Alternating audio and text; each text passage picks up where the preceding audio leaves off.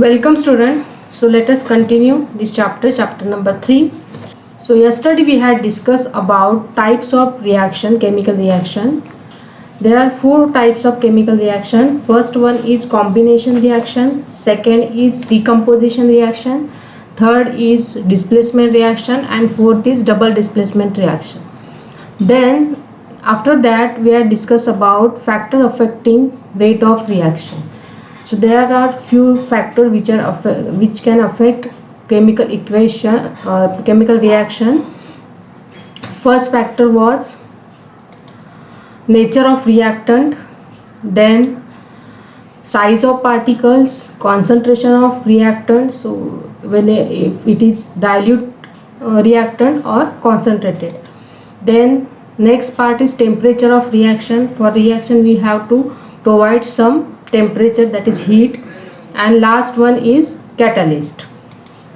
Okay, so here we are going to discuss few things. So reaction कुठे present असतात आपल्या natural लाईफमध्ये. Okay, so one or more chemical reaction take place during every chemical change.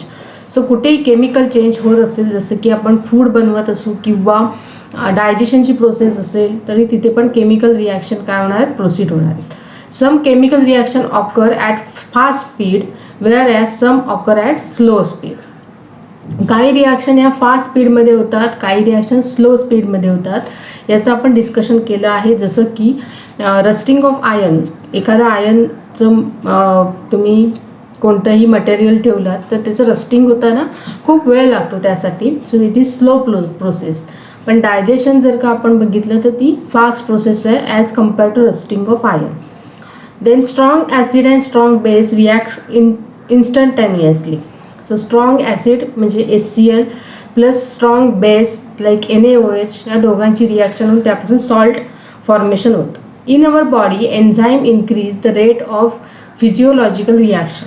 आता enzyme कुठे present असतात, तर आपण respiratory सिस्टीमचं discussion केलं होतं सेकंड चॅप्टरमध्ये सायन्स 2च्या. तर तिथे आपण बघितले की वेगवेगळे एन्झाईम आहेत, ते ॲज अ कॅटॅलिस्ट म्हणून वर्क करतात आणि रेट ऑफ रिॲक्शन इन्क्रीज करतात. बरोबर, असे एन्झाईम आपल्या डायजेस्टिव्ह सिस्टीममध्ये सुद्धा प्रेझेंट आहेत. Then perishable foodstuff get preserve longer in refrigerator. The rate of decomposition of foodstuff get lower due to low temperature and its freshness is maintain. आता काही असे फूडस्टफ आहेत की जे आपण बाहेर ठेवले तर ते खराब होऊ शकतात, तर ते आपण काय करू शकतो, रेफ्रिजरेटरमध्ये ठेवू शकतो.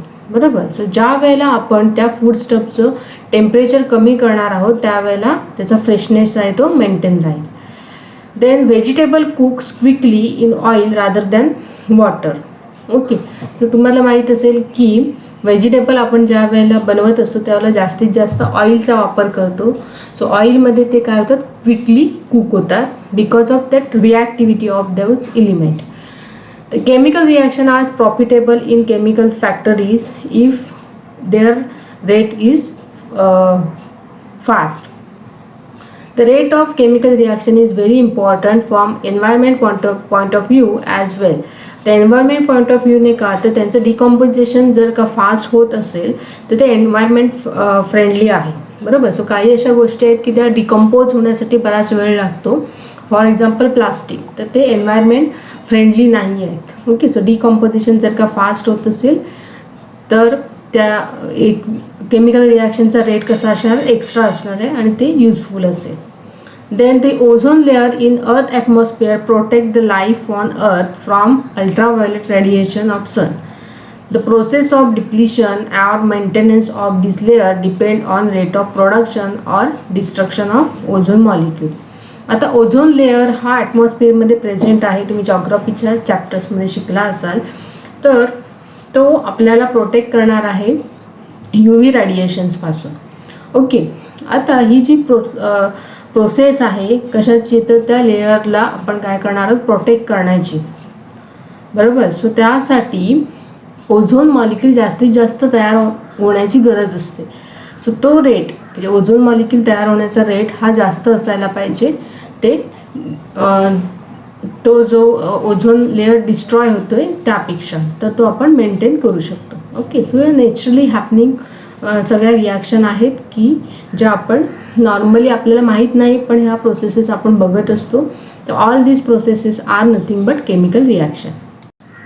Next part is some use your brain power type question. What is difference in the process of dissolution and chemical reaction? So dissolution म्हणजे काय? In process of dissolution the chemical substance dissolve in solvent to form a solution. म्हणजे कोणताही chemical substance आहे तो solvent मध्ये काय होणार, dissolve होणार आहे, त्यापासून सोल्युशन बनणार आहे. It is generally reversible.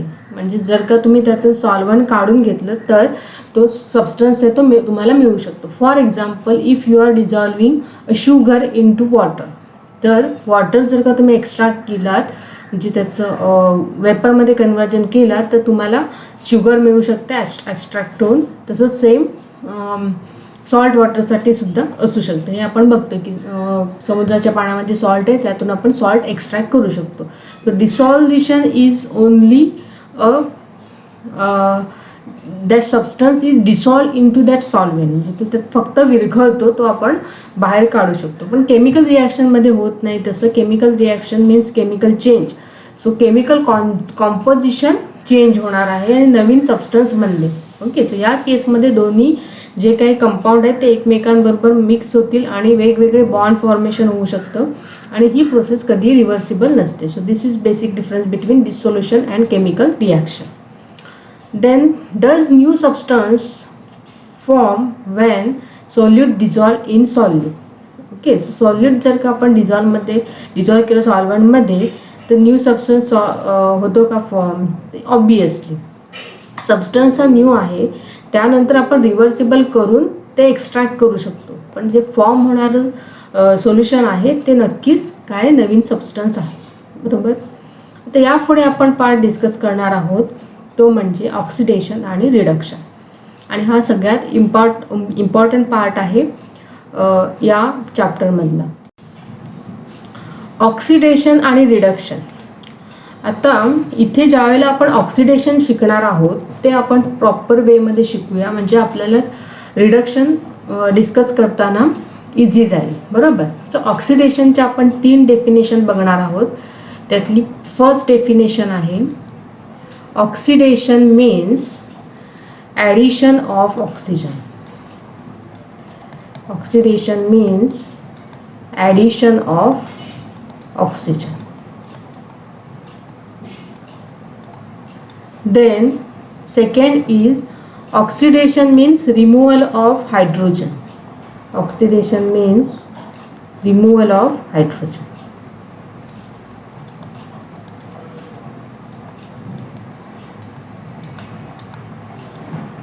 Okay, so these are 2 basic definition of oxidation: addition of oxygen and removal of hydrogen.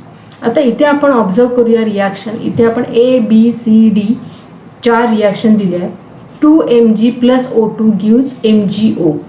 So he reaction आपण डिस्कस केली की एक मॅग्नेशियमची स्ट्रिप घेतली आणि ती बर्न केली. ज्यावेळेला आपण बर्न करणार आहोत त्यावेळेला ॲटमॉस्फिअरमधला एअरमधला जो ऑक्सिजन आहे तो रिॲक्ट होईल Mg सोबत आणि काय तयार होईल? MgO तयार होईल. बरोबर. सो इथे आपण काय ॲड करतोय? O2 मीन्स ऑक्सिजन ॲड करतोय. So addition of oxygen means nothing but oxidation. So या रिॲक्शनमध्ये आपण काय करतोय? ॲडिशन करतोय. कोणाची? ऑक्सिजनची. करेक्ट. देन सेकंड बघा, कार्बन आहे. कार्बन जर का आपण बर्न केला in presence of oxygen then will get CO2. So here also we are adding oxygen. So this is also addition of oxygen. Correct. Then third case, MgH2 gives Mg plus H2 gas. H2 gas means hydrogen release होता है. So removal of hydrogen is also means oxidation.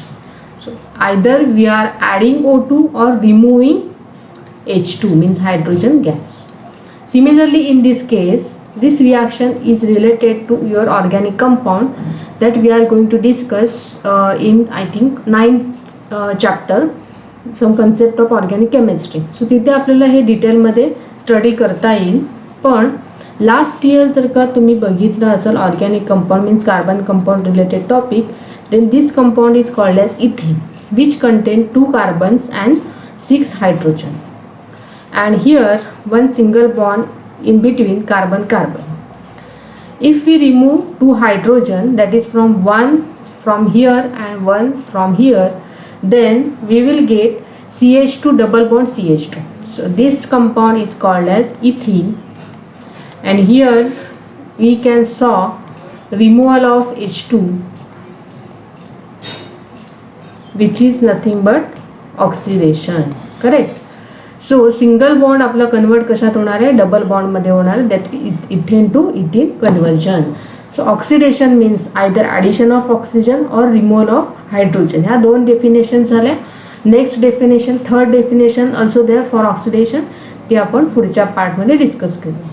The chemical reaction in which the reagent combines with oxygen, combines with oxygen means addition of oxygen or losses hydrogen to in form of product is called as oxidation reaction. So तुम्ही observe करू शकता एखादी reaction आणि त्यावरून immediately सांगू शकता it is oxidation और reduction reaction. Reduction reaction मध्ये एक्झॅक्टली अपोजिट आहे, आपण पुढे डिस्कस करणार आहोत. So there is a removal of oxygen and addition of hydrogen. Okay, so reduction reaction is exactly opposite to oxidation reaction. So let us discuss next part, that is very important part. इथे आपण एक reaction बघतोय, हे आहे ethyl alcohol CH3CH2OH. हा formula आपल्याला लक्षात ठेवायचा आहे आणि हा कसा तयार होतो हे आपण पुन्हा कार्बन कंपाऊंड मध्ये बघणार आहोत. आता इथिल अल्कोहोल म्हणजे काय, तर जेवढे आपल्याकडे अल्कोहोलिक प्रॉडक्ट असतात बरोबर, त्यामध्ये इथिल अल्कोहोल हा यूज केला जातो आणि त्याचा हा फॉर्म्युला आहे. तर त्यामध्ये जर तुम्ही ऑक्सिजन ॲड केला तर हा जो ऑक्सिजन दिसतोय आपल्याला हा ब्रॅकेटमध्ये दिसतोय असा.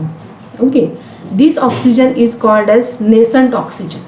ओके, अँड नेसंट ऑक्सिजन म्हणजे एकटाच ऑक्सिजन ज्याला प्रेझेंट असेल त्याला आपण नेसंट ऑक्सिजन म्हणतो. अदरवाईज तुम्हाला नेहमी ऑक्सिजन हा मॉलिक्यूलच्या फॉर्ममध्ये दिसेल, O2च्या फॉर्ममध्ये दिसेल. ज्यावेळेला तो सिंगल असेल त्याला आपण नेसंट म्हणतो आणि तो हायली रिॲक्टिव्ह असल्यामुळे आपण तो स्क्वेअर ब्रॅकेटमध्ये दाखवतो. आणि हा नेसंट ऑक्सिजन आपल्याला कुठून मिळणार आहे, तर ह्या 2 कंपाऊंडपासून. एक कंपाऊंड आहे K2Cr2O7. K2Cr2O7 is called as potassium permanganate. आणि सेकंड आहे H2SO4. H2SO4 means sulphuric acid, तुम्हाला माहीत आहे. सो ह्या कंपाऊंडला मी म्हणणार आहे ॲसिडिफाईड, कारण की H2SO4 हे ॲसिड आहे. ॲसिडिफाईड पोटॅशियम परमॅंगनेट पासून आपल्याला नेसंट ऑक्सिजन मिळेल. सो इथिल अल्कोहोल जर का तुम्ही यांच्या प्रेझेन्समध्ये आणलात तर तुम्हाला काय मिळेल, ॲसिटिक ॲसिड, म्हणजे एक ऑक्सिजन इथे ॲड होणार आहे बरोबर. आता जे ऑक्सिजन देणारे इलिमेंट आहेत बरोबर, जे इलिमेंट आहेत ते कंपाऊंड होणे आपण त्यांना ऑक्सिजन देतील, नेसंट ऑक्सिजन, त्यांना आपण म्हणतो केमिकल ऑक्सिडंट बरोबर, किंवा oxidizing agent. Such chemical substance which bring about an oxidation reaction by making oxygen available is called as oxidant or oxidizing agent. Correct? So he term आपल्याला लक्षात ठेवायची आहे. What is meaning of oxidizing agent? जे element oxygen देतात त्यांना आपण oxidizing agent म्हणतो. आता कोणकोणते असतात ऑक्सिडायझिंग एजंट, तर acidified potassium dichromate, acidified potassium permanganate. Potassium permanganate means KMnO4 or hydrogen peroxide. Hydrogen peroxide is mild oxidant and fourth one is ozone बरोबर. सो ही 4 नेम्स तुम्हाला लक्षात ठेवायचे आहेत. Potassium permanganate, potassium chromate, hydrogen peroxide H2O2 आणि ozone. Okay, आणि इथे त्या सगळ्या रिॲक्शन दिल्या आहेत, 4 रिॲक्शन दिलेल्या आहेत आपल्याला की त्यापासून आपल्याला नेसंट ऑक्सिजन मिळेल जो आपण ऑक्सिडेशनसाठी यूज करणार आहोत. आणि all this elements ozone, peroxide, hydrogen peroxide, then K2Cr2O7 and KMnO4, हे सगळे जे आहे त्यांना आपण काय नाव दिलंय, oxidizing agent. All these elements are called as oxidizing agent. It's very important. बरोबर. सो ऑक्सिडेशनमध्ये तर आपण 2 डेफिनेशन डिस्कस केल्या आणि what is meaning of oxidizing agent हा पार्ट डिस्कस केला.